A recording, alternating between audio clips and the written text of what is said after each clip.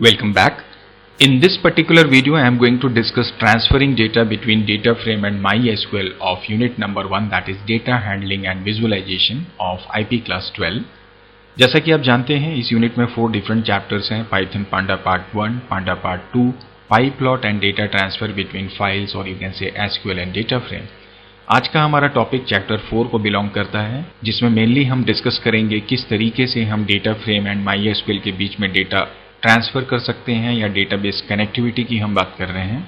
इसके previous session में हमने already CSV file import and export CSV file को डिस्कस कर लिया है। यदि आपने उस वीडियो को नहीं देखा है तो ऊपर आई बटन पे मैंने उसका लिंक आपके साथ शेयर कर दिया है।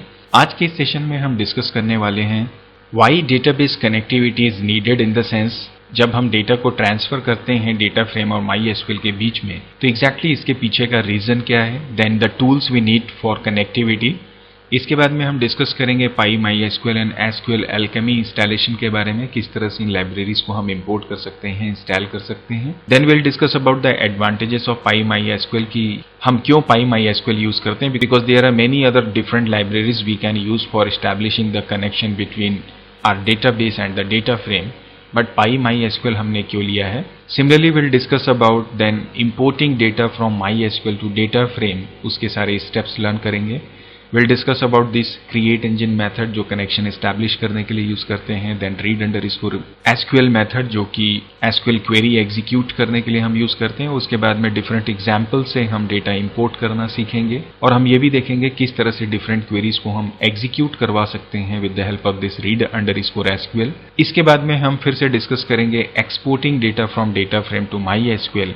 वहां पर हम बात करेंगे टू अंडरस्कोर SQL मेथड की और साथ ही साथ इसे प्रैक्टिकली हम डिफरेंट एग्जाम्पल से समझने की कोशिश करेंगे। एंड फाइनली, जैसा कि हम हर वीडियो में करते हैं, हम कुछ क्वेश्चंस डिस्कस करेंगे in form of MCQs and इसके अलावा कुछ प्रैक्टिकल असाइनमेंट्स हैं आपके लिए, जिसे हम जरूर डिस्कस करेंगे। आपकी जानकारी के लिए बता दूं कि मैंने आपके रेफरेंस के लिए अपने चैनल में इन्फॉर्मेशन प्रैक्टिस क्लास 12 ट्यूटोरियल 2021-22 के नाम से प्लेलिस्ट बनाई हुई है, जहां जाकर आप IP क्लास 12 के सारे ही कोर्स को सारे वीडियोस को चैप्टर एंड टॉपिक वाइज देख सकते हैं। नमस्ते student, this is Sanjay and welcome back to my YouTube channel tech tip now. चलिए सीखते हैं और सीखने के साथ साथ समझते भी हैं। But before that I would like to request you that please subscribe my channel if you are visiting for the first time, या आपने अभी तक मेरे चैनल को सब्सक्राइब नहीं किया है। And if you really like this video और you find it useful for you, then please don't forget to like, share and subscribe as well. तो चलिए आज के सेशन को हम स्टार्ट करते हैं। Now the first question is why this database connectivity is needed, या हम क्यों बात कर रहे हैं डेटा ट्रांसफर की बिटवीन डेटा एंड MySQL। तो इसे समझने की हम कोशिश करते हैं। होता क्या है कि जब भी आप किसी एप्लीकेशन की बात करते हैं, यहाँ पर एप्लीकेशन का मतलब मैं किसी एक सॉफ्टवेयर की बात कर रहा हूँ। उस सॉफ्टवेयर को बेसिकली 2 पार्ट्स में डेवलप किया जाता है। एक जिसे हम कहते हैं फ्रंट पार्ट, या जिसे हम इंटरफेस भी पुकार सकते हैं। दूसरा जो पार्ट होता है जिसे हम कहते हैं बैक एंड और यू कैन से बैक पार्ट, जिसे कि हम डेटाबेस के नाम से जानते हैं। होता क्या है कि जब आप कोई इंटरफेस की बात करें, इंटरफेस का मतलब होता है एक ऐसा मीडियम जिसके थ्रू आप अपने कंप्यूटर सिस्टम से इंफॉर्मेशन एक्सचेंज करने की बात करते हैं। तो आपको यहाँ पर जो इंटरफेस होता है वो बिल्कुल आपकी ही भाषा में आपको उपलब्ध होता है, जहाँ पर आपको डिफरेंट तरीके से इंफॉर्मेशन देने की कोशिश की जाती है। जैसे सपोज ये एक फॉर्म है, इस फॉर्म में यदि आप अपना रिजल्ट देखना चाहते हैं तो यहाँ लिखा होगा रोल नंबर, यहाँ लिखा होगा नेम एंड सो ऑन। अब यहाँ पर अगर एक बटन दे दिया जाए गेट योर रोल नंबर और गेट योर रिजल्ट, तो जब आप इस बटन को क्लिक करेंगे तो जाहिर सी बात है आपका कंप्यूटर सिस्टम कहीं ना कहीं से डेटा अवेलेबल करवाएगा इस इंटरफेस में। तो जिस पोजीशन या जिस जगह से आपका कंप्यूटर सिस्टम या आपका एप्लीकेशन डेटा अवेलेबल करवाता है, that is from your database. इसका मतलब ये है कि कहीं ना कहीं आपके इंटरफेस में जितने भी रिकॉर्ड्स आ रहे हैं वो किसी ना किसी डेटाबेस से आ रहे हैं।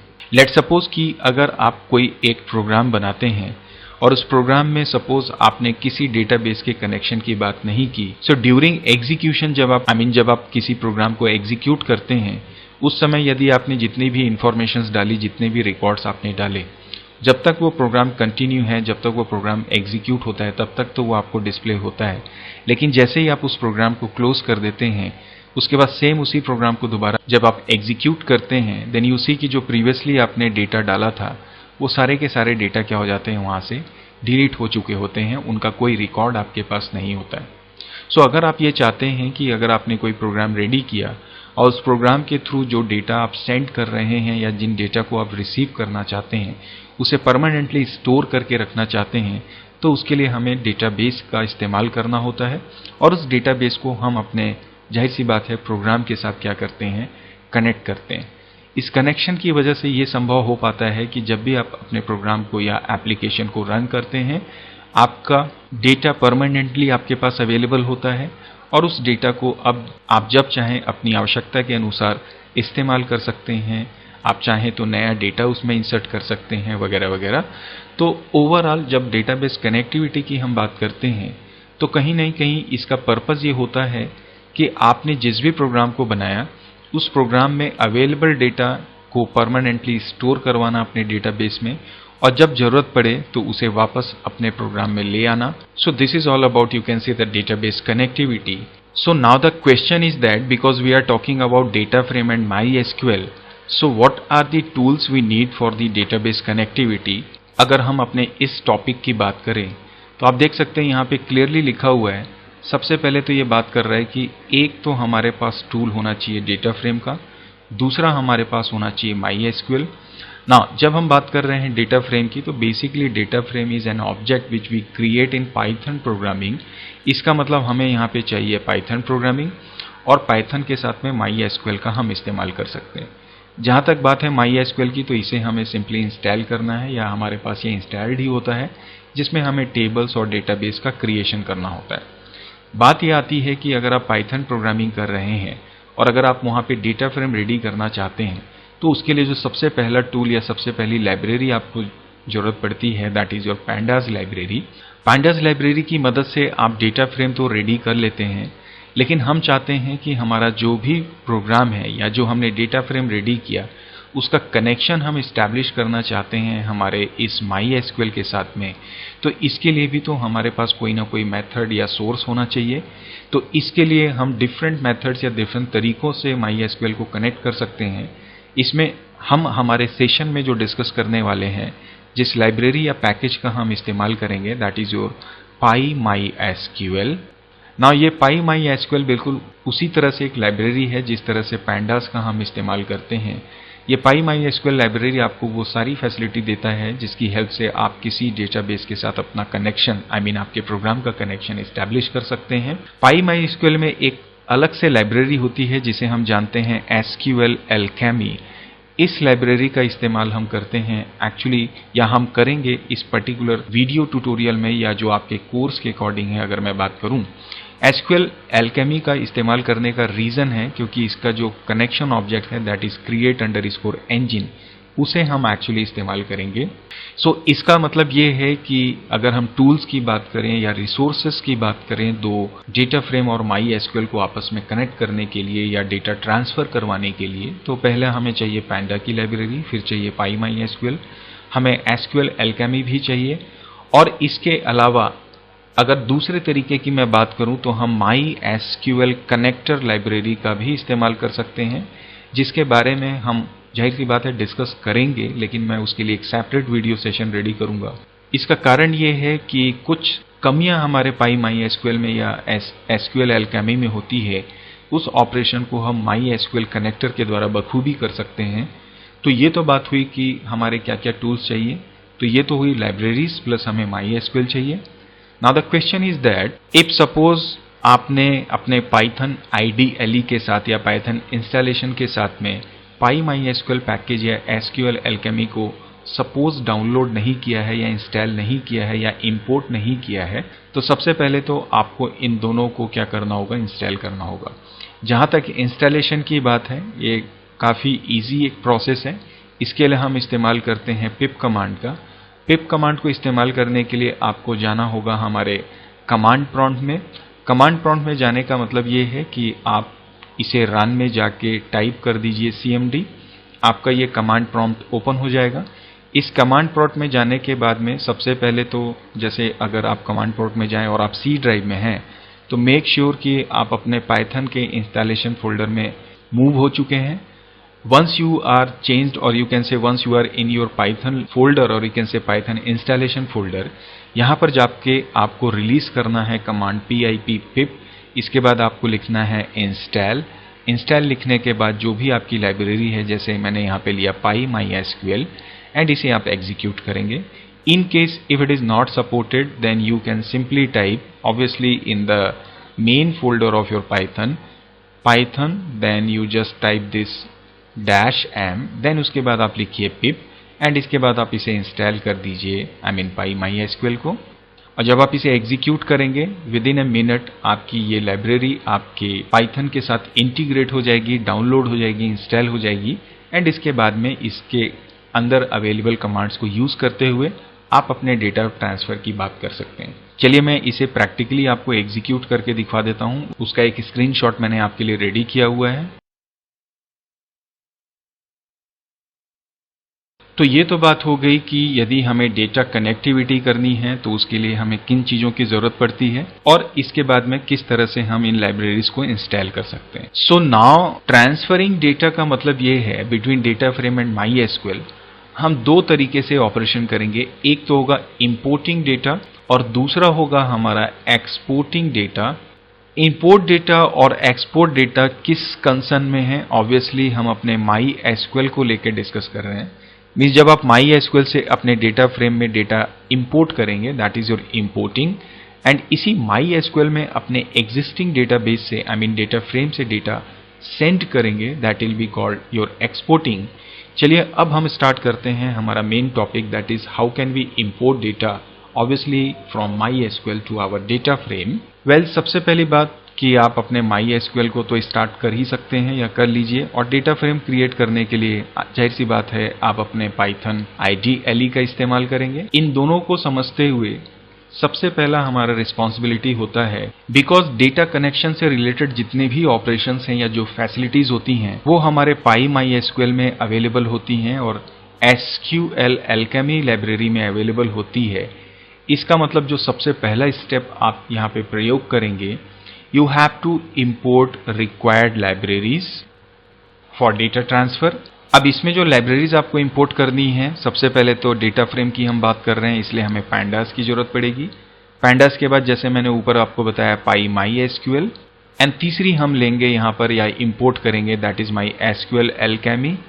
After importing all these files, दूसरा जो रिस्पॉन्सिबिलिटी है कि जब आप अपने पाइथन में कोई डेटा फ्रेम के लिए कोड लिखते हैं या पाइथन से जब आप अपने MySQL को कनेक्ट करना चाहते हैं तो जाहिर सी बात है इसके लिए आपको कनेक्शन क्रिएट करना होगा. सो इसका मतलब हम यहाँ पे बात करेंगे create connection object to establish connection between your Python and MySQL. So connection establish करने के लिए जो मेथड हम यहाँ पे इस्तेमाल करेंगे that is your create underscore engine method, और इस मेथड को इस्तेमाल करने के लिए या ये मेथड एक्चुअली बिलोंग्स करता है हमारी SQL Alchemy लाइब्रेरी को. So this is our second step. After establishing the connection, तीसरा हमारा काम होता है, जाहिर सी बात है, SQL क्वेरी को एग्जीक्यूट करना to extract data from your MySQL, और you can say to extract specific data. Say for example MySQL में मेरा एक डेटाबेस है पब्स के नाम से, इसके अंदर मेरा एक टेबल है से फॉर एग्जाम्पल एम्प्लॉय के नाम से. अब इस एम्प्लॉय टेबल में से फॉर एग्जाम्पल 100 रिकॉर्ड्स हैं. तो इन सारे रिकॉर्ड्स को जाहिर सी बात है एक्सट्रैक्ट करने के लिए या निकालने के लिए हम एक क्वेरी लिख सकते हैं सेलेक्ट स्टार फ्रॉम एम्प्लॉय. तो जब आप सेलेक्ट स्टार फ्रॉम एम्प्लॉय लिखेंगे तो सारे ही रिकॉर्ड्स मेरे रिट्रीव हो जाएंगे. सो इसका मतलब with the help of this select query हम पहले तो डेटा रिट्रीव करेंगे हमारे MySQL के टेबल से, और उसके बाद उसको हम सेंड करेंगे जाहिर सी बात है हमारे डेटा फ्रेम में. सो इसका मतलब यहाँ पे अब हम बात करेंगे एग्जीक्यूट और run SQL query to import data from MySQL table to data frame. And इसके लिए जो मेथड हम यहाँ पे इस्तेमाल करते हैं that is called read underscore SQL. So read underscore SQL method का प्रयोग करते हुए हम इस तरह से क्वेरीज को एग्जीक्यूट करेंगे. आप चाहें तो स्पेसिफिक रिकॉर्ड को अपने डेटा फ्रेम में डाल सकते हैं या पूरे के पूरे रिकॉर्ड्स को आप अपने डेटा फ्रेम में डाल सकते हैं. So overall there are 3 basic steps we need to follow while we want to import say data from MySQL to our data frame. First, आपने इंपोर्ट किया लाइब्रेरी. इंपोर्ट करने के बाद आप कनेक्शन इस्टेब्लिश करेंगे. Once the connection is set, उसके बाद में आप SQL क्वेरी को प्रयोग करते हुए या read_SQL मेथड का इस्तेमाल करते हुए SQL क्वेरी को एग्जीक्यूट करेंगे। उससे जो डेटा हमें प्राप्त होगा उसे हम अपने डेटा फ्रेम में स्टोर कर देंगे। तो सबसे पहले अब हम पहले स्टेप की बात करते हैं, इंपोर्ट करना अपनी लाइब्रेरीज को। जब भी आप कोड लिखना शुरू करेंगे पाइथन प्रोग्रामिंग में, हम जानते हैं बहुत अच्छे से कि हमें इंपोर्ट करना होता है सबसे पहले इंपोर्ट pandas as pd। इसके बाद में दूसरी लाइब्रेरी आप यहाँ पे इंपोर्ट कर सकते हैं PyMySQL। इसके बाद में चूंकि मुझे क्रिएट इंजन का इस्तेमाल करना है या उस मॉड्यूल का इस्तेमाल करना है हमारे SQL Alchemy लाइब्रेरी का, सो मैं यहाँ पे लिख दूंगा फ्रॉम। आप चाहे तो यहाँ पे लिख सकते हैं import SQL Alchemy, but in case अगर ये प्रॉपरली वर्क ना करे तो ज़्यादा अच्छा होगा कि आप लिखें from SQL Alchemy import my create engine। so it should be create_engine। इसे लिखने के बाद में हमारी ये जितनी भी रिक्वायर्ड मेथड्स एंड फंक्शंस हैं जो हमें डेटा ट्रांसफर के लिए चाहिए या डेटा कनेक्शन के लिए चाहिए, वो सारी चीजें आ जाएंगी। After importing, as I said, to set the connection we use this create_engine method. तो अब हम बात करते हैं हमारे create_engine मेथड की। सबसे पहली बात तो ये कि जो हमारा create_engine मेथड है, it is available in SQL Alchemy library and it is used for establishing the connection between your Python Panda and you can say the MySQL। So ये तो बात हो गई what is the purpose of create engine। Now how can we use this create engine, means how to use, या मैं बात कर रहा हूँ इसके syntax की। तो जब भी आपको create engine इसका इस्तेमाल करना होता है तो सबसे पहले तो आप इसका एक ऑब्जेक्ट लेंगे या ऑब्जेक्ट बनाएंगे which is always user defined, और उसका नाम आप कुछ भी ले सकते हैं। तो मैं यहाँ पे लिखता हूँ क्रिएट इंजन ऑब्जेक्ट। जैसे मैंने आपसे कहा कि ये नाम आप कुछ भी दे सकते हैं, ज़्यादातर मैं अपनी अंडरस्टैंडिंग के लिए इसे कॉन नाम देता हूँ। कॉन का मतलब कनेक्शन। आप चाहें तो create_engine भी ले सकते हैं या कुछ और। नाउ इसके बाद में हम यहाँ पे इस्तेमाल करते हैं create_engine मेथड का। इसके ब्रैकेट में जाने के बाद में हमें एक स्ट्रिंग पास करना होता है। इस स्ट्रिंग में हमें 3-4 डिफरेंट चीज़ों को इन्वॉल्व करना होता है। सबसे पहला होता है, इसमें मैं इस स्ट्रिंग को यहाँ पे अलग से लिख देता हूँ ताकि मैं बेहतर तरीके से इसे एक्सप्लेन कर पाऊँ। तो ये जो स्ट्रिंग यहाँ पे जो मैं लिखूंगा इस ब्रैकेट के अंदर में, दैट विल बी, सबसे पहले होगा MySQL प्लस PyMySQL। देन हम लगाएंगे यहाँ पर कोलन, इसके बाद 2 टाइम्स स्लैश का इस्तेमाल करेंगे। इसके बाद में हम इस्तेमाल करेंगे हमारे यूजर नेम का। So I am taking this to user name. User name के बाद में हम फिर से कोलन लगाएंगे। उसके बाद जो भी हमारा पासवर्ड होगा वो हम देंगे। पासवर्ड देने के बाद में हम इस्तेमाल करते हैं @ का। @ के बाद जो भी आपके लोकल होस्ट का नाम है, या इसे हम पोर्ट का नाम से जानते हैं, पोर्ट कहते हैं। पोर्ट लगाने के बाद में फिर हम लगाएंगे स्लैश, और जो भी आपका डेटाबेस का नाम है वो आपको प्रोवाइड करना होगा। ये जो कंप्लीट स्ट्रिंग मैंने आपको यहाँ पे बताई, ये पूरी स्ट्रिंग आप इस क्रिएट इंजन के ब्रैकेट्स के अंदर में डालेंगे। यहाँ पर पहला पार्ट आप देख रहे होंगे दिस MySQL प्लस PyMySQL का। This is basically known as what your driver, इसे हम ड्राइवर के नाम से जानते हैं। दूसरा जो पार्ट है that is your this one, user name and password. तो जाहिर सी बात है यहाँ पर जो यूजर नेम और पासवर्ड होगा वो आपके MySQL का होगा। सो इसे हम कहते हैं MySQL लॉगिन ID। तीसरा जो पार्ट है @ के बाद में, that is your port name, that is again your host name, आपका MySQL जो होस्ट हो रहा है with the help of this Python. And the fourth है that is your database name. तो this is obviously the name of database, या जिस database के साथ अपने डेटा फ्रेम या पाइथन का आप कनेक्शन इस्टेब्लिश करना चाहते हैं। इसे मैं थोड़ा एक बार और डिटेल में विथ एग्जांपल आपको एक्सप्लेन करता हूं। सबसे पहला आर्ग्यूमेंट हमने देखा MySQL प्लस PyMySQL, जिसे हम कहते हैं ड्राइवर। ड्राइवर का मतलब ये रहता है कि आपका जो पाइथन में डेटा फ्रेम है प्लस जो MySQL है, इन दोनों की अपनी एक लैंग्वेज है।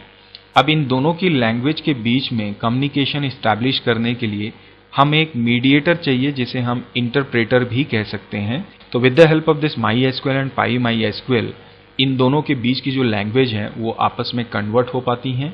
इसके बाद में जो नेक्स्ट पॉइंट हमने देखा था यूजर नेम एंड पासवर्ड का, so that is basically login ID, क्योंकि जब आप MySQL पे काम करते हैं तो सबसे पहले आपको एक आईडी और पासवर्ड डालना होता है। सो वो लॉगिन करने के लिए हमें इस यूजर नेम एंड पासवर्ड की जरूरत पड़ती है। जहां तक बात है आपके पोर्ट की, that is basically we can say is the local host, और इसे हम लोकल होस्ट ही रखते हैं।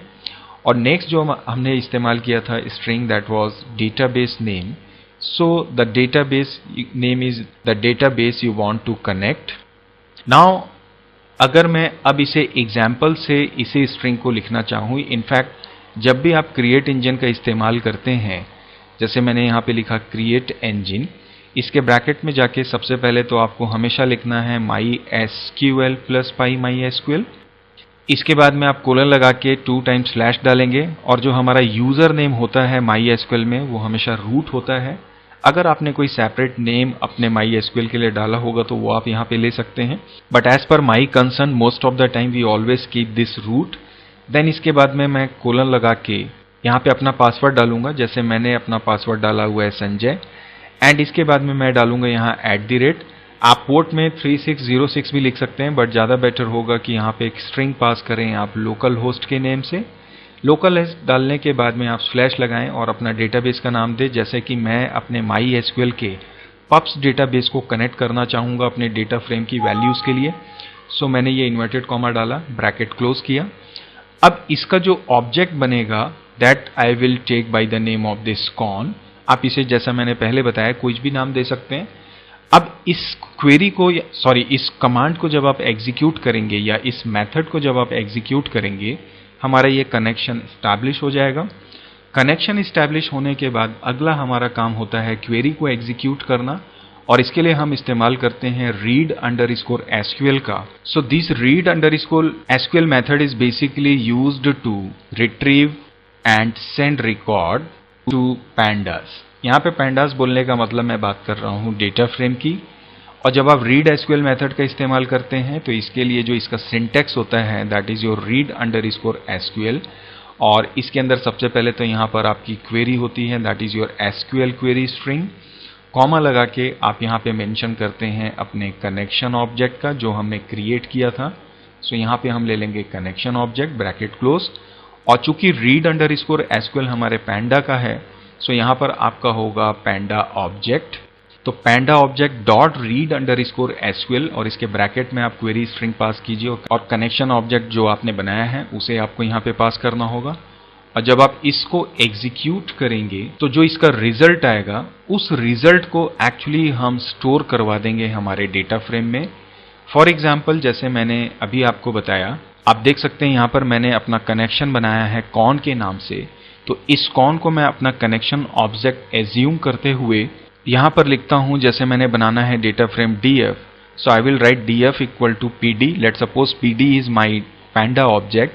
डॉट लगा के आप लिखते हैं read_SQL, और इसके अंदर में जैसे मैंने यहाँ पे सपोज चूंकि मैंने अपने पब्स डेटाबेस के साथ ऑलरेडी कनेक्शन कर दिया है, तो उसके अंदर सपोज एम्प्लॉई टेबल है, उसके सारे रिकॉर्ड्स मुझे चाहिए, तो I can simply take select star from employee. इसके बाद में इस ब्रैकेट को मैं क्लोज करूंगा। You can also put this semicolon here, and इसके बाद में कॉमा लगा के मेरा कनेक्शन ऑब्जेक्ट का नाम था कॉन, मैं इसे पास कर दूंगा। और जब इस पर्टिकुलर लाइन को या इस कोड को मैं एग्जीक्यूट करूंगा, मेरा ये डेटा फ्रेम क्रिएट हो जाएगा, और जिसमें जो डेटा होंगे वो इंपोर्ट किए जाएंगे मेरे MySQL के पर्टिकुलर डेटाबेस के पर्टिकुलर टेबल से। So overall this is how we can understand किस तरह से हम डेटा इंपोर्ट कर सकते हैं। तो चलिए अब हम इसका एग्जाम्पल लेते हैं। पहले मैनुअली एग्जाम्पल बनाते हैं, फिर उसे प्रैक्टिकली एग्जीक्यूट करते हैं। वेल सपोज दैट मेरे MySQL में मेरा डेटाबेस का नाम है पब्स। ये मेरा डेटाबेस है, मैं यहाँ पे लिख देता हूँ इसे डेटाबेस। इस पब्स के अंदर में मेरे पास एक टेबल है बुक के नाम से। इस बुक के अंदर में डिफरेंट फील्ड्स हैं, like book number, like book name, इसका प्राइस। हम 3 को ले लेते हैं। मैं चाहता हूं एक डेटा फ्रेम रेडी करना बेसिस ऑन दिस बुक, जिसके अंदर टोटल 10 रिकॉर्ड्स हैं। सो चलिए इसके लिए अब हम कोड लिखना शुरू करते हैं। सो सबसे पहले जैसे मैंने आपसे कहा कि हम इंपोर्ट कर लेंगे अपनी सारी लाइब्रेरीज को। After importing all the libraries, सबसे पहले मैं कनेक्शन इस्टेब्लिश करूंगा। तो इसके लिए मैं यहाँ पर अपने कनेक्शन ऑब्जेक्ट का नाम डालता हूँ कॉन। इसके बाद में मैं यहाँ पे मेथड कॉल करता हूँ create_engine, और जैसा मैंने आपको पहले बताया, मैं यहाँ पे जल्दी से अपनी स्ट्रिंग पास कर देता हूँ लाइक MySQL प्लस। नाउ यहाँ पर चूंकि आगे मैं कंटिन्यू नहीं कर पा रहा हूँ इसलिए मैं यहाँ पे नीचे लिख देता हूँ @localhost/my-database-name that is my pubs, inverted comma close करके मैं इस ब्रैकेट को क्लोज कर दूंगा। My connection is established. Now after establishing the connection मैं यहाँ पर क्रिएट करूंगा df equal to, I can simply take this to pd.read_SQL and इसके बाद इसके ब्रैकेट में जाके मैं क्वेरी स्ट्रिंग पास कर दूंगा, से for example select star from my table name that is my book and इसके बाद मैं इन्वर्टेड कॉमा क्लोज करूंगा और उसके बाद कॉमा लगा के मैं इस कनेक्शन ऑब्जेक्ट को यहाँ पे ले लूंगा एंड इसके बाद में सिंपली यदि मैं प्रिंट करने की कोशिश करूंगा df, then you will see कि इसके जितने भी रिकॉर्ड्स हैं, जैसे मैंने कहा कि 10 रिकॉर्ड्स हैं यहाँ पर, तो वो सारे मेरे डेटा फ्रेम में आ जाएंगे और जब आप इसको प्रिंट करेंगे you will see the result. चलिए इसे प्रैक्टिकली हम समझने की कोशिश करते हैं। सो नाउ यू कैन सी मैंने ये अपना MySQL प्रॉम्प्ट ओपन कर लिया है। मैं यहाँ पे पासवर्ड डाल के एंटर कर लेता हूँ। मैंने संजय पासवर्ड डाला और इसके बाद में मैं यहाँ पर अपने डेटाबेस पब्स को इस्तेमाल कर लेता हूँ। पब्स इस्तेमाल करने के बाद में मैं यहाँ पर चेक करता हूँ मेरे पास कौन कौन से टेबल्स हैं, सो दैट मैं जब डेटा इंपोर्ट करूँ तो मुझे कोई प्रॉब्लम ना आए।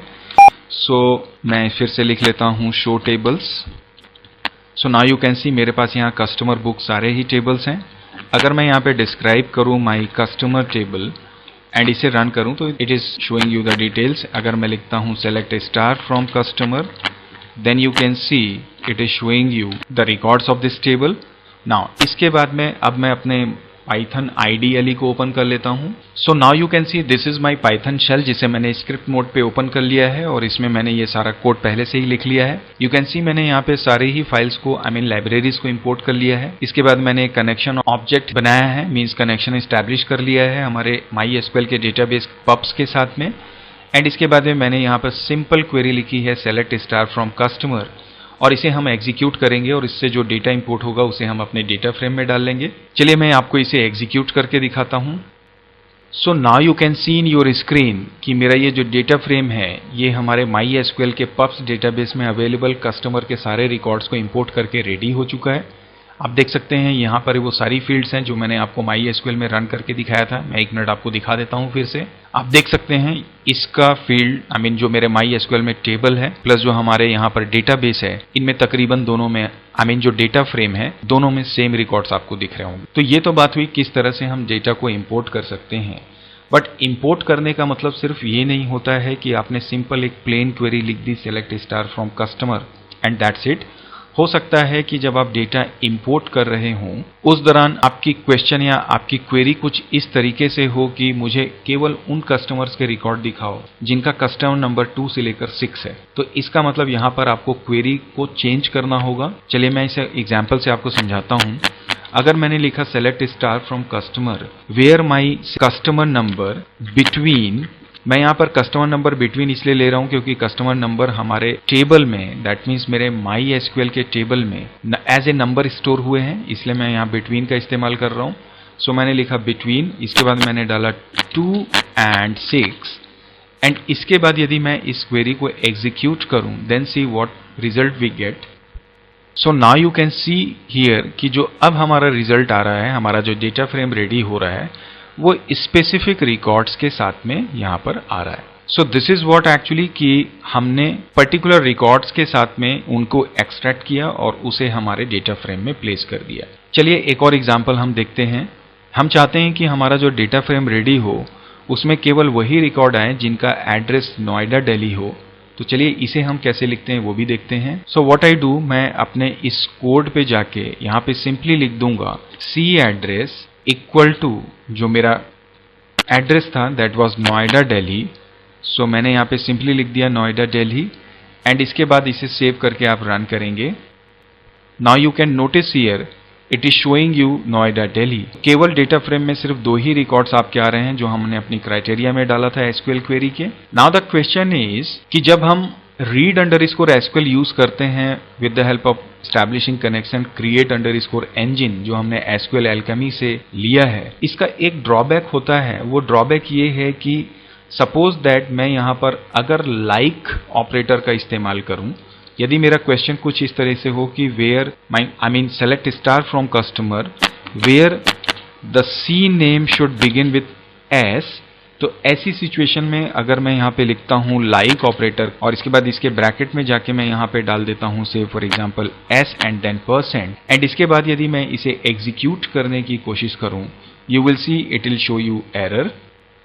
अब आप देखेंगे यहाँ पर ये बोल रहा है अनसपोर्टेड फॉर्मेट कैरेक्टर। तो आपको अब यहाँ पे समझ में आ रहा होगा कि यदि मैं इस क्रिएट इंजन को यूज करूं डेटा इंपोर्ट करने के लिए और अगर मैं इस लाइक को यूज करूं तो ये शायद इसमें सपोर्ट ना करे। तो इसका एक अल्टरनेट ये हो सकता है कि हम यहाँ पर MySQL कनेक्टर लाइब्रेरी का इस्तेमाल कर सकते हैं, that is basically known as mysql.connector। इसे हमें कॉल करना होता है और इसे यूज करने के लिए हमें जो लाइब्रेरी या पैकेज इंपोर्ट करना होता है दैट इज योर mysql-connector-python। इसे जब आप कॉल करते हैं तब हम इंपोर्ट कर सकते हैं हमारे डेटा फ्रेम में ऑब्वियसली डेटा फ्रॉम MySQL। इसका अलग से एक वीडियो सेशन मैं रेडी करूंगा जो इसके बाद में डेफिनेटली मैं पोस्ट करूंगा, और हो सकता है जब आप इस वीडियो को देख रहे हो तो इसका लिंक आपको ऊपर आई बटन पे मिल जाए, जहां से कि किस तरह से हम डेटा इंपोर्ट करते हैं with the help of this MySQL, वो आपको डिटेल में समझ में आ जाएगा। आई मीन MySQL कनेक्टर की मैं बात कर रहा हूं। सो अभी हमने देखा कि किस तरह से हम डिफरेंट तरीकों से डेटा इंपोर्ट कर सकते हैं हमारे डेटा फ्रेम में। लेकिन अगर मैं वापस इसके एग्जाम्पल को लूं तो यहां पर अभी हमने क्या किया था कि पहले से ही डिफाइन कर दिया कि हमारा जो रेंज है वो 2 से 5 के बीच में है। लेट सपोज मैं चाहता हूं पैरामीटराइज्ड क्वेरी को एग्जीक्यूट करना। What do you mean by this parameterized query? चलिए इसे समझते हैं। Well, parameterized query का मतलब होता है query which accept values at runtime to filter records. In the sense, इस पैरामीटर क्वेरी को बनाने का मतलब ये है, सपोज दैट कि मेरा प्रोग्राम कुछ इस तरह से एग्जीक्यूट हो कि जैसे ही आप एग्जीक्यूट करें ये बोले एंटर योर कस्टमर नंबर। आपने डाला कस्टमर नंबर 1, तो इस कस्टमर नंबर 1 को ये मेरी पैरामीटर क्वेरी एक्सेप्ट करेगी और इससे जो मैच होने वाला रिकॉर्ड है वो एक्सट्रैक्ट करके आपके स्क्रीन में आपको डिस्प्ले कर देगी। सो इस तरह से यदि आप वर्कआउट करना चाहते हैं तो पैरामीटराइज्ड क्वेरी बनाने के लिए हमें अपने क्वेरीज में कुछ चेंजेस करने होते हैं। अभी जब हम कोई क्वेरी लिख रहे थे तो हम लिखते थे df इक्वल टू से pdf.read_sql। इसके बाद में जैसे मैंने लिखा select star from my customer where customer number equal to, मैंने यहाँ पे पहले से डाल दिया था 1। अब इसे जब मैं एग्जीक्यूट करता था, जाहिर सी बात है कौन ऑब्जेक्ट भी रहेगा यहाँ पे, ये मेरा 1 है, तो क्या होता था कि जो डेटा फ्रेम है उसमें 1 पहले से आ जा रहा था। ड्यूरिंग रन टाइम हमने कुछ भी डिसीजन नहीं लिया, कंपाइल टाइम पे हमने पहले से डाल दिया 1 को। मैं ये चाहता हूँ कि इस 1 की जगह मेरा प्रोग्राम जब रन हो तो वैल्यू आनी चाहिए। तो यहां पर हम इस्तेमाल करते हैं फॉर्मेट मेथड का अपने इस स्ट्रिंग के साथ में। कैसे, मैं सैंपल से आपको समझाने की कोशिश करता हूं। हम इस्तेमाल करेंगे फॉर्मेट प्लस यहां पर एक इस्तेमाल करते हैं हम प्लेस होल्डर का। ये प्लेस होल्डर में उन वैल्यूज को हम ट्रांसफर करते हैं या ये प्लेस होल्डर उन वैल्यूज को रिसीव करता है जो यूजर इनपुट करता है। Let's try to understand with this example. मैंने लिखा df equal to pd.read_sql, bracket में जाके मैंने लिखा select star from my customer, जहां पे मैंने कंडीशन डाली where my customer number equal to, ये मैंने यहां पे ब्रैकेट प्लेस कर दिया, आई मीन इस प्लेस होल्डर को डाला। इसके बाद में मैंने ये सेमीकोलन आप चाहें तो डाल दीजिए। इसके बाद में आप इन्वर्टेड कॉमा क्लोज करेंगे, डॉट लगाएंगे, डॉट के बाद आप कनेक्ट करेंगे इसे फॉर्मेट के साथ में, और फॉर्मेट के बाद ये जो टपल है इसमें हम उस वेरिएबल का नाम डालेंगे जिस वेरिएबल में मैंने वैल्यू एक्सेप्ट की। तो मैं यहां पे डाल देता हूं वेरिएबल नेम। इसके बाद में आप कॉमा लगाएंगे और अपने कनेक्शन ऑब्जेक्ट का नाम पास कर देंगे इस क्वेरी में, और जब आप इसे एग्जीक्यूट करेंगे यू विल सी कि जो वैल्यू आपने डाली उसकी बेसिस पे रिजल्ट हमें मिल रहा है। चलिए प्रैक्टिकली आपको समझाने की कोशिश करता हूं। This is my Python programme. मैंने कनेक्शन इस्टेब्लिश किया, इसके बाद एक वेरिएबल लिया x, जहां पे मैंने मैसेज फ्लैश किया इंट, और मैंने यहाँ पे इनपुट मेथड को कॉल करके मैसेज दे दिया enter a number. Actually it should be enter customer number, and इसके बाद मैंने बोला कि where customer name I mean customer number equal to the value which I am sending और which I am receiving from the user. इसके बाद में मैं यहाँ पे लिखता हूँ डॉट फॉर्मेट, टपल लूंगा, टपल के अंदर में पास आई मीन इस मेथड को लूंगा और इसमें पास कर दूंगा अपने इस वेरिएबल को, एंड दैट्स इट। इसके बाद में चलिए अब इसे रन करके देखते हैं। मैं इसे सेव करता हूं। It is showing us invalid syntax, let me check it. Actually मैंने मिस्टेक छोटी सी ये कर दी कि मैंने यहाँ इस ब्रैकेट को क्लोज नहीं किया। चलिए अब हम इसे रन करते हैं। Now it is asking to enter customer number. If I say select this 4, again it is showing us error. Let me check what is the problem. मैंने यहाँ पर इसे गलत लिख दिया है। It is actually customer number. फिर से एक बार रन करते हैं। So it is again asking you customer number. I am typing this 45 and now it is showing us empty data frame. The reason is what? क्योंकि 45 का कोई data exist नहीं करता है। मैं एक बार आपको फिर से इसे रन करके दिखाता हूँ। It is asking customer number. I am taking this 4 and now you can notice कि मेरे डेटा फ्रेम में केवल वही रिकॉर्ड आ रहा है जो मैंने यहाँ पे इनपुट किया। So this is how we can understand this parameter query. Suppose that मैं यहाँ पर एक रेंज देना चाहता हूँ कि where customer number, suppose that between first value and my second value, और यहाँ पर दो पैरामीटर्स हमें पास करने होंगे फॉर्मेट में x और y। So मैं यहाँ पर इसे कॉपी करके पेस्ट कर देता हूँ and then I just take it to y and अब अगर मैं इसे रन करूं then see how it works. So again it is asking as to enter customer number. I am taking this to say 2 and the last 5 मैं ले लेता हूं। तो अब आप देखिए ये 2 से 5 तक की वैल्यूज को अपने डेटा फ्रेम में डाल रहा है। Overall this is how we can understand किस तरह से हम अपने डेटा फ्रेम में MySQL से डेटा को इंपोर्ट करवा सकते हैं। इसके बाद में हम बात करते हैं किस तरह से डेटा फ्रेम या एग्जिस्टिंग डेटा फ्रेम की वैल्यूज को हम एक्सपोर्ट कर सकते हैं हमारे MySQL में। So the question is what are the steps we need to follow to export data from data frame to MySQL। So now we are very much clear with the steps, like first we need to import the libraries जो हम पहले देख चुके हैं। So मैं इसे ज़्यादा यहाँ पे डिटेल पे हाईलाइट नहीं कर रहा हूँ। After importing the libraries we establish connection that we also know now। And third होता है we use this to_SQL method to you can say export or you can say send data to MySQL। Now the question is that how can we use this to_SQL? Let's understand it और इसके जितने arguments होते हैं उसे हम समझने की कोशिश करते हैं। सबसे पहली बात तो ये कि किस तरह से हम इसे लिखते हैं। इसका जो बेसिक सिंटैक्स होता है, मीन्स जब भी आपको to_SQL को इस्तेमाल करना है तो इसका जो बेसिक सिंटैक्स होता है वो ये होता है कि सबसे पहले तो आप लेते हैं डेटा फ्रेम ऑब्जेक्ट जिसके डेटा को आप एक्सपोर्ट करना चाहते हैं, डॉट लगाते हैं, उसके बाद लिखते हैं to_SQL। इसके बाद इसके ब्रैकेट को ओपन करेंगे। यहाँ पर सबसे पहले आर्गुमेंट रहता है हमारे टेबल का नाम, जिस नाम से आप अपना टेबल क्रिएट करना चाहते हैं या जो MySQL में ऑलरेडी टेबल एग्जिस्ट करता है उसमें डेटा अपेंड करना चाहते हैं। उसके बाद यहाँ पर आपका कनेक्शन ऑब्जेक्ट का नाम रहेगा, इन द सेंस जो डेटा फ्रेम और MySQL के बीच कनेक्शन इस्टेब्लिश करने के लिए आपने ऑब्जेक्ट रेडी किया है। उसके बाद यहाँ पर थर्ड आर्ग्यूमेंट रहता है जहाँ पे हम डालते हैं इंडेक्स, कि जब आपका डेटा फ्रेम को आप एक्सपोर्ट करोगे तो क्या उसकी जो रो इंडेक्सेस हैं उसे भी आप एक्सपोर्ट करना चाहेंगे या उसके बगैर अपने डेटा को स्टोर करवाना चाहेंगे। और एक और लेते हैं दैट इज कॉल्ड if_exist, जिसके अंदर आप कुछ वैल्यूज डालते हैं। if_exist का मतलब कि अगर टेबल एग्जिस्ट कर रहा है तो क्या आप डेटा ओवरराइट करवाना चाहते हैं या अपेंड करवाना चाहते हैं या ट्रांजैक्शन कैंसिल करना चाहते हैं। तो यहाँ पर सबसे पहली बात जो पहला आर्ग्यूमेंट था that is your table name, that is the simply name of table to be exported और by the name of which you want to export. So ये हो गया मेरा table name. Connection is obviously name of connection object जिसकी मदद से आपने data frame और MySQL को कनेक्ट किया है आपस में। इंडेक्स, इसमें दो वैल्यू आप ले सकते हैं, आइदर ट्रू या फॉल्स, और ये इंश्योर करता है, ensures whether row index are included in exporting data या data being exported. And the last one is your if_exist, और ये होता है, इसमें तीन वैल्यूज होती हैं, या तो आप अपेंड ले सकते हैं या आप रिप्लेस ले सकते हैं या फिर आप फेल भी ले सकते हैं। फेल वैसे बाय डिफॉल्ट हमेशा होता है। इट एक्चुअली टेल्स कि अगर जिस टेबल को आप यहाँ से एक्सपोर्ट कर रहे हैं या जिस नाम से MySQL में आप टेबल बनाकर डेटा एक्सपोर्ट करना चाहते हैं, अगर वो ऑलरेडी MySQL में एग्जिस्ट कर रहा है तो हमें क्या एक्शन लेना है। क्या उस एग्जिस्टिंग टेबल में डेटा अपेंड करना है, जो ऑलरेडी डेटा है उनके साथ उसे मर्ज करना है, या ऑलरेडी जो डेटा है उसे हटा के हमारा जो नया डेटा डेटा फ्रेम से जा रहा है वो वहां पर ओवरराइट होना चाहिए।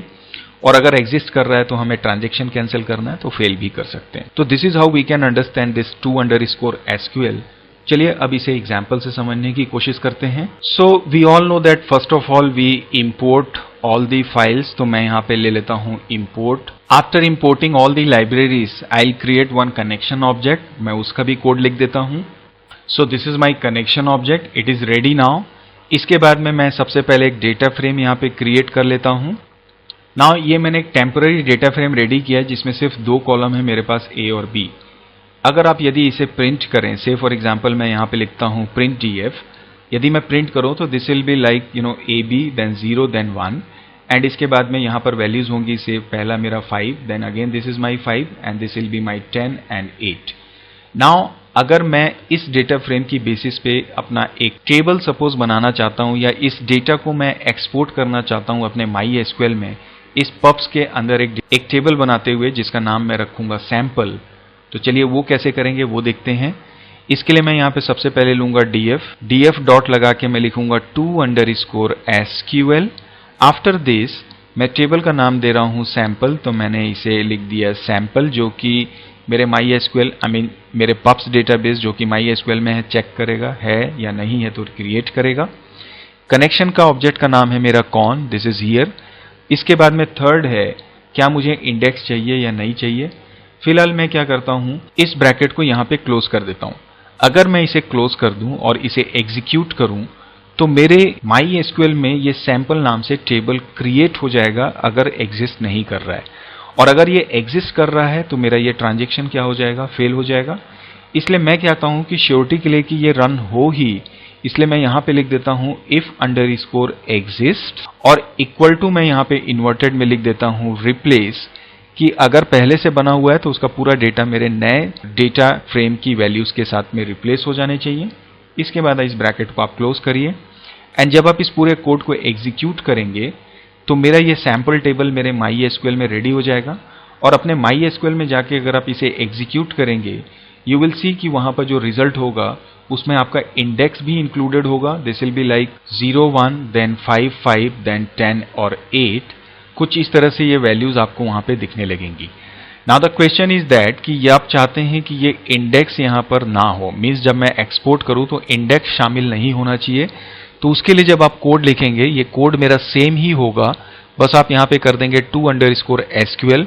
यहां पे मैं इसे हटा के लिख देता हूं सैंपल, इसके बाद में कॉन एंड इसके बाद में मैं यहां पे लिखता हूं index equal to false, then if_exist equal to replace, then just close this bracket and now when you execute you will see कि मेरा जो SQL में टेबल बनेगा सैंपल के नाम से उसमें सिर्फ दो ही कॉलम्स रहेंगे, that is my A and B। तो ये तो बात हुई किस तरह से हम to_SQL का इस्तेमाल करते हैं। चलिए इसे प्रैक्टिकली हम एग्जीक्यूट करके समझने की कोशिश करते हैं। So now as you can see in your screen, ये मैंने एक्सपोर्ट करने के लिए कोड यहाँ पे लिखा हुआ है पहले से। यहाँ पर मैंने सिंपली कनेक्शन ऑब्जेक्ट रेडी किया है, जिस तरह से अभी डेटा फ्रेम मैंने रेडी किया, एक प्लेन डेटा फ्रेम मैंने यहाँ पे लिया हुआ है और इसके बाद में मैंने यहाँ पर to_SQL का इस्तेमाल किया है जहाँ पर मैंने अभी इंडेक्स का इस्तेमाल नहीं किया है। चलिए इसे रन करते हैं। So now you can see this is my data frame. क्या मेरा सैंपल डेटाबेस टेबल रेडी हुआ कि नहीं हुआ MySQL में, चलिए चेक करते हैं। सो दिस इज माई MySQL। अगर मैं यहाँ पे पहले लिखता हूँ show tables, then you see it is showing us all the tables and you can notice here this sample। अगर मैं यहाँ पे लिखता हूँ select star from my sample, then you see what it shows। तो अब आप देखेंगे यहाँ पर तीन कॉलम्स बन गए हैं, index 0 1 A and B। So this is how we can understand किस तरह से हम डेटा एक्सपोर्ट करते हैं। बट हम ये चाहते थे कि यहाँ पर इंडेक्स जो है वो हमारे टेबल में शामिल नहीं होना चाहिए, तो इसके लिए हम यहाँ पे सिंपली लिखते हैं index equal to, you can simply type this to false then comma. अब अगर आप इसे सेव करके रन करें then you see what it does. So now you can see again my program is successfully executed. I go back to my MySQL and दोबारा मैं इस code को रन करके दिखाता हूँ। अब आप नोटिस करेंगे कि जो मेरा डेटाबेस रेडी हुआ है, जो मेरा टेबल रेडी हुआ है सैंपल, उसमें सिर्फ दो ही कॉलम्स हैं, जेन्युइन कॉलम्स हैं A and B, और इस बार यहाँ पर इंडेक्स नहीं है। सो ये तो बात हुई किस तरह से हम डेटा एक्सपोर्ट करते हैं। यहाँ पर एक खास बात ये है, अगर आप इस कोड को नोटिस करें तो हमने यहाँ पे सीधे सीधे कोई भी कंडीशन नहीं डाली है, हमने सीधे बोला है कि डेटा फ्रेम का जितना भी रिकॉर्ड्स है वो एज इट इज मेरे सैंपल में चले जाना चाहिए। कई बार ये सिचुएशन होती है जहां पर हम ये चाहते हैं कि डेटा फ्रेम के स्पेसिफिक रिकॉर्ड्स ही हमारे टेबल में जाएं। लेट सपोज मैं यहां पर कुछ वैल्यूज और इंक्रीज कर देता हूं, लाइक 5 यहां पर भी मैं डाल देता हूं, एंड इसके बाद में मैं ये चाहता हूं कि जब मेरे डेटा फ्रेम से डेटा एक्सपोर्ट हो, चलिए पहले मैं इसे एक बार एग्जीक्यूट करके देखता हूं। So you can see it is successfully executed. चलिए MySQL में मेरा टेबल बना या नहीं इसे हम चेक कर लेते हैं। सो नाउ यू कैन सी यहाँ पर ये सारे ही रिकॉर्ड्स मेरे इस टेबल में आ रहे हैं। मेरा क्वेश्चन ये था कि मैं चाहता हूं कि जब मैं इस डेटा फ्रेम का थ्रू डेटा एक्सपोर्ट करूं तो इसके सिर्फ टॉप के 2 रोज ही एक्सपोर्ट होने चाहिए। In that particular situation you can simply type this head, यहाँ पे मैंने डाला 2 एंड देन डॉट लगा के आप 2_SQL कर दीजिए और इसे एग्जीक्यूट कर दीजिए। Then you see what happens. So my query is executed. अब मैं वापस MySQL में चलता हूं और इस सेम क्वेरी को रन करूंगा। Now you can notice here कि मेरे सिर्फ 2 ही रिकॉर्ड यहां पर आ रहे हैं। So overall this is how we can understand किस तरीके से हम अपने डेटा फ्रेम के डेटा को एक्सपोर्ट कर सकते हैं हमारे MySQL में। तो ये तो बातें थी आज के मेरे इस सेशन की, जहां पर हमने देखा किस तरह से हम डेटा फ्रेम एंड MySQL के बीच के डेटा को इंपोर्ट और एक्सपोर्ट कर सकते हैं, या यूं कहें कि ट्रांसफर कर सकते हैं data between data frame and MySQL। तो फाइनली अब हम डिस्कस करते हैं कुछ क्वेश्चन एंड आंसर्स को जो मैंने आपके लिए रेडी किए हुए हैं। So here are some multiple choice questions. Question number 1 is asking that by default if _exist of 2_SQL is set to append, replace, fail और none। तो जैसे मैंने आपसे कहा कि बाय डिफॉल्ट यदि आप if_exist आर्ग्यूमेंट में कोई भी वैल्यू पास नहीं करेंगे, it is always set to false, I mean fail.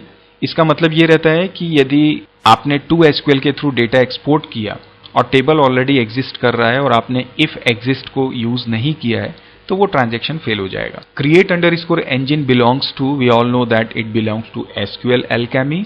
Question number 3 is saying that to read data from MySQL to data frame we use read_SQL। yes, बिल्कुल करते हैं। read_SQL क्वेरी का भी इस्तेमाल होता है, अंडरस्कोर टेबल का भी इस्तेमाल करते हैं। मतलब इस क्वेश्चन का सही आंसर है ऑल। read_query जो होती है सिर्फ क्वेरी के लिए होती है, टेबल को रीड करने के लिए सिर्फ read_table होता है। सबसे ज्यादा फ्लेक्सिबल होता है read_SQL जो अभी हमने हर जगह इस्तेमाल किया। Question number 4 is saying in data frame object.to_SQL there are 4 arguments we use. B का मतलब क्या होता है? तो पहला आर्ग्यूमेंट होता है टेबल का, सेकंड होता है कनेक्शन, थर्ड होता है इंडेक्स एंड फोर्थ होता है हमारा if_exist। So the correct answer is my connection object. In create_engine MySQL plus PyMySQL is, we all know that create_engine में ये जो होता है that is actually a driver जो एक्चुअली आपके डेटा फ्रेम और MySQL के बीच की लैंग्वेज को सिंक्रोनाइज करता है। चलिए बढ़ते हैं कुछ प्रैक्टिकल क्वेश्चंस की ओर जो मैंने आपके लिए अगेन रेडी किए हुए हैं, जिसे आप जरूर प्रैक्टिस करें। Question number 1 is saying that write a program to export bottom 4 rows of data frame to table furniture of database Kanha traders. If table exist आपको ओवरराइट करना है रिकॉर्ड को, यहाँ पे बॉटम 4 रोज को हमने भेजना है। Question number 2 is saying that write a program to export rows from 5 to 8 of data frame to table item of database inventory। Table exist कर रहा है तो दिस टाइम आपको डेटा अपेंड करना है। यहाँ पर ये बोल रहा है कि अगर आप डेटा फ्रेम से डेटा जब आप एक्सपोर्ट करें यूजिंग 2_SQL तो 5 to 8 नंबर का रिकॉर्ड जाना चाहिए। तो इसके लिए आप क्या करेंगे, .iloc मेथड का इस्तेमाल करेंगे और यहाँ पर जाके आप सिंपली लिख देंगे, फर्स्ट जो होता है रोज के लिए होता है 5:8 कॉमा लगा के कोलन डाल दीजिए, डॉट लगा के 2_SQL का इस्तेमाल कर लेंगे, आपका काम हो जाएगा। Question number 3 saying data frame DF store 4 columns ABCD जिसमें 50 रोज है। हमें एक प्रोग्राम लिखना है जिसमें केवल हम 2 कॉलम्स को एक्सट्रैक्ट करेंगे और उसे एक्सपोर्ट करेंगे हमारे MySQL के डेटाबेस सैंपल में। टेबल एग्जिस्ट करेगा तो ट्रांजैक्शन फेल हो जाना चाहिए। Question number 4 is asking that the employee table of payroll database MF MySQL store employee details as. हमारे पास एक एम्प्लॉय टेबल है पेरोल डेटाबेस में जिसमें कि 4 फील्ड्स हैं और उसके साथ कुछ उसके डेटा होंगे। हमें एक क्वेरी बनानी है, एक प्रोग्राम लिखना है जहां पर कि हम डेटा इंपोर्ट करेंगे हमारे डेटा फ्रेम में। पहला क्राइटेरिया है कि सैलरी जो होनी चाहिए बिटवीन 5,000 से 10,000 होनी चाहिए। दूसरा क्राइटेरिया है डिपार्टमेंट या तो स्टोर या ऑपरेशन हो, इसके लिए अलग प्रोग्राम बनेगा। तीसरा क्वेश्चन है where employee name start with S, जो शायद आप क्रिएट इंजन से ना कर पाए, इसके लिए हमें MySQL कनेक्टर का इस्तेमाल करना होगा, जो मैं नेक्स्ट सेशन में डिस्कस करूंगा। And the question number 4 is saying that where salary is greater than 10,000। तो इन क्राइटेरियाज की बेसिस पे आपको डेटा फ्रेम में डेटा इंपोर्ट करना है। सबके लिए अलग अलग आप read_SQL मेथड का इस्तेमाल करेंगे। और एक और क्वेश्चन है also write a program to load employee records with 2 columns employee name and salary. मतलब जब आप इंपोर्ट करें डेटा फ्रेम में MySQL के एम्प्लॉय टेबल का रिकॉर्ड, तो केवल उसके 2 ही कॉलम्स हमें इंपोर्ट करने हैं। सो आई होप नाउ कि ये जो प्रैक्टिकल असाइनमेंट्स है ये भी आप कर पाएंगे। I would suggest you please आप इसे जरूर प्रैक्टिकली एग्जीक्यूट करें, सो दैट जितना भी हमने कॉन्सेप्ट अभी लर्न किया है वो डेफिनेटली आपका स्ट्रांग होगा। तो चलिए आज के सेशन को यहीं पे कंक्लूड करते हैं और मिलते हैं नए सेशन में, ऑब्वियसली नए चैप्टर, नए सॉल्यूशन, नए कॉन्सेप्ट के साथ में। Till then, keep practicing, keep learning, and do keep watching my channel. And don't forget to like, share, and subscribe as well. Bye bye and take care.